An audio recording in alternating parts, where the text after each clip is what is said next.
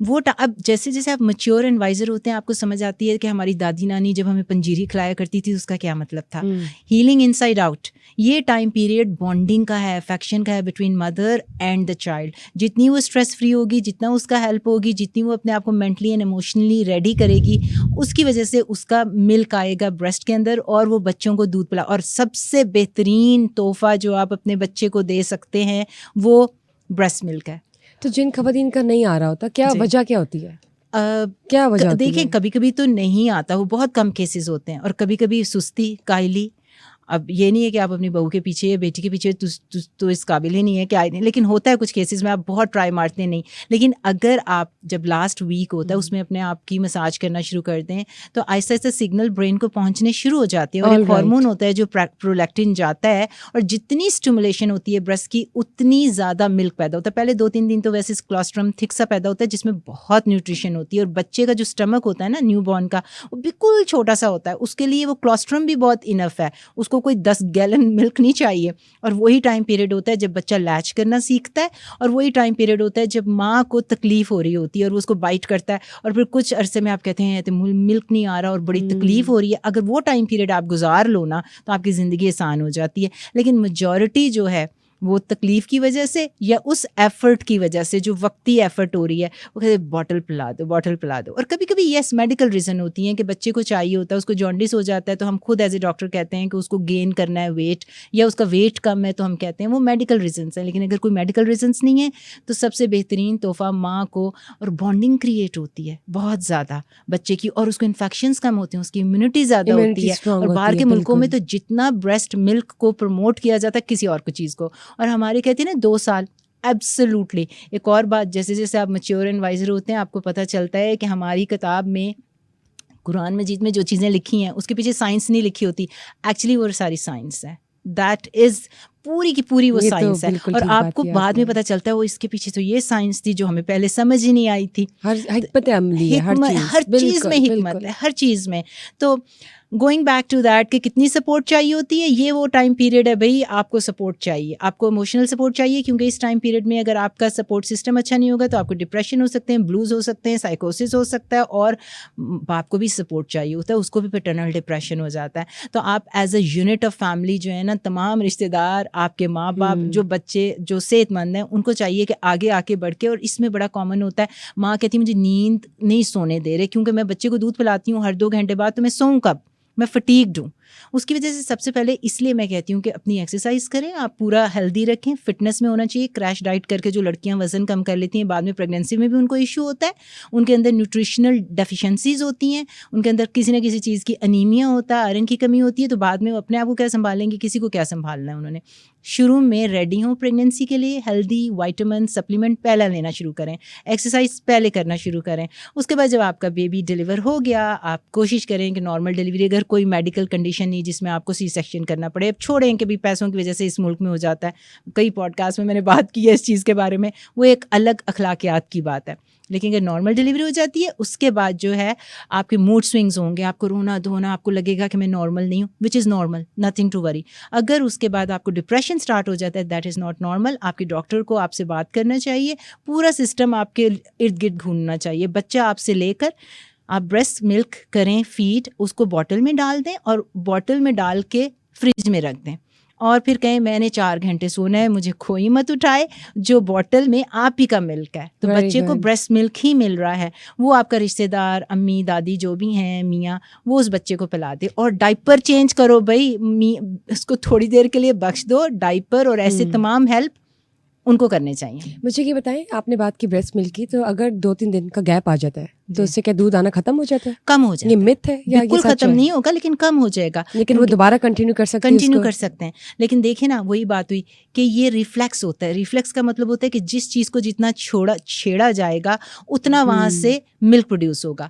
آپ کا جو سگنل برین کو جا رہا ہے نا, وہ کہاں سے جا رہا ہے, اسٹیمولیشن آف بریسٹ سے. اسٹیمولیٹ کون کر رہا ہے, بچہ اپنے ماؤتھ سے کر رہا ہے, جب لیچنگ جسے کہتے ہیں. اگر بچے کو آپ لیچ نہیں کریں گے تو اسٹیمولیٹ نہیں ہوگا. اگر بچہ نہیں کر سکتا فار میڈیکل ریزن, بچے کو NICU میں رکھا ہوا ہے, انٹینسیو کیئر میں, یا کوئی بھی مسئلہ ہو گیا, تو بریسٹ پمپ یوز کیجیے, اس کو اسٹیمولیٹ کرتے رہیں. اگر بریسٹ پمپ نہیں کریں گے کوئی اسٹیمولیشن نہیں ہوگی. اور ساتھ وارم کمپریشن, جسے گرم ٹکور جسے کہتے ہیں, وہ کمپریشن رکھیں تاکہ اسٹیمولیٹ ہوتا رہے.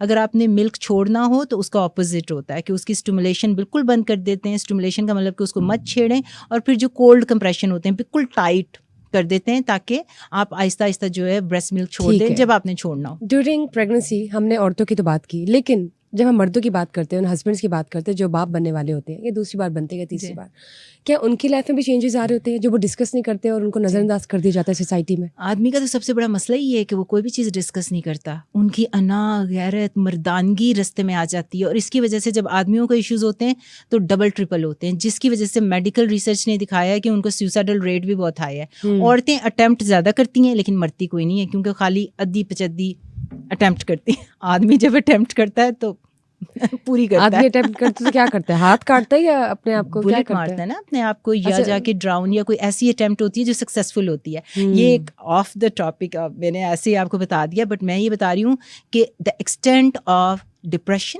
And extent of problems in men's life are way more than women.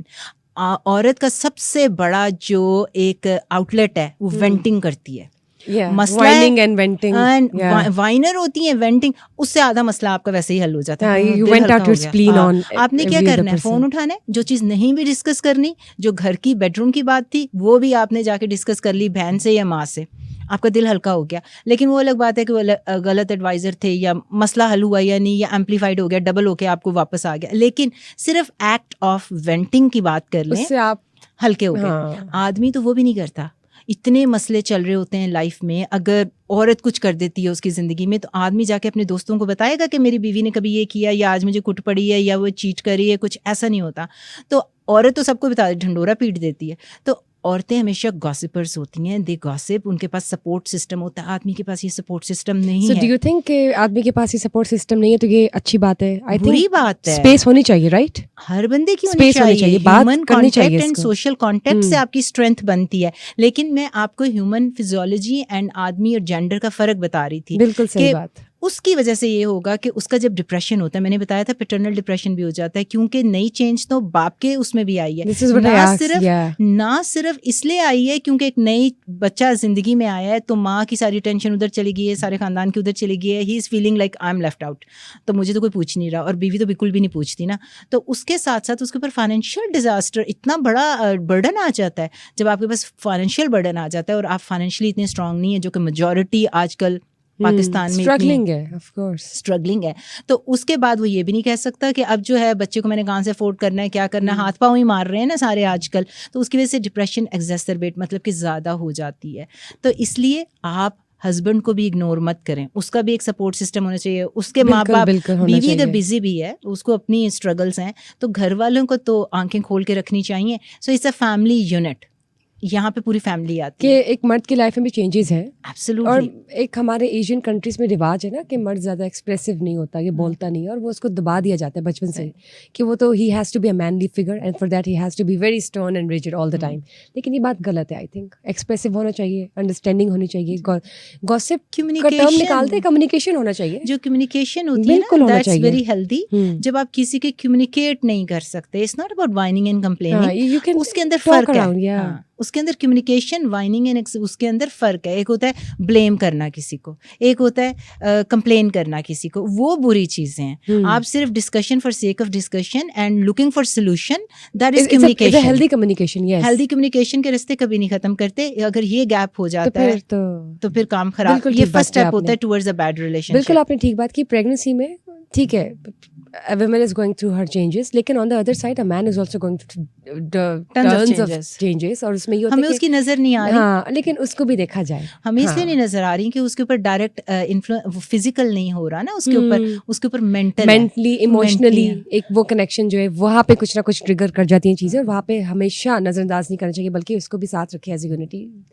That's a really great advice from yourself as well. مجھے یہ بتائیے, موونگ آن, جب ہم بات کرتے ہیں PCOS کی, کیا ایشوز ہیں؟ پاکستان میں زیادہ ہیں یا امریکہ میں آپ نے زیادہ دیکھے ہیں؟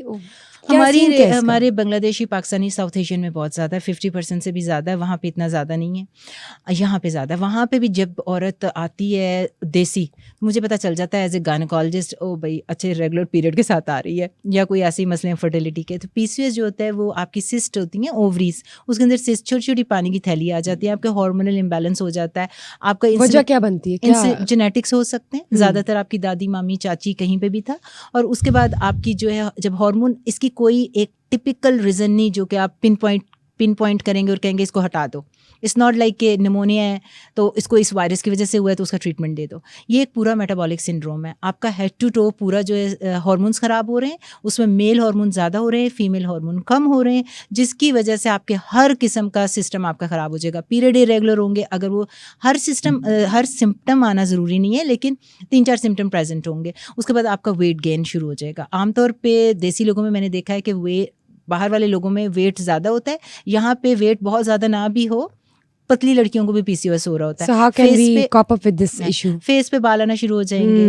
تو اور فرٹیلیٹی ایشوز, جب پریگننٹ ہونا چاہیں گے, اب اگر آپ نے پریگننٹ ہونا ہے تو اس کا ٹریٹمنٹ الگ ہے, اگر آپ نے صرف نان پریگننٹ ہیں تو اس کا ٹریٹمنٹ الگ ہے. سب سے پہلے انڈر لائن, میں ہمیشہ بات کرتی ہوں کہ انڈر لائن ایشو کو دیکھا کریں. انڈر لائن ایشو آپ کے ہارمونل امبیلنس ہے نا, بجائے اس کے کہ دوائی دینے کے, اس میں آپ کے ایسٹروجن کے لیول ہائی ہو جاتے ہیں, ٹیسٹوسٹرون جو فیٹ میں ڈپازٹ ہو جاتے ہیں. اب یہ ہوگا کہ آپ نے کیا کرنا ہے کہ اس کو کہنا ہے ویٹ لوز کرو.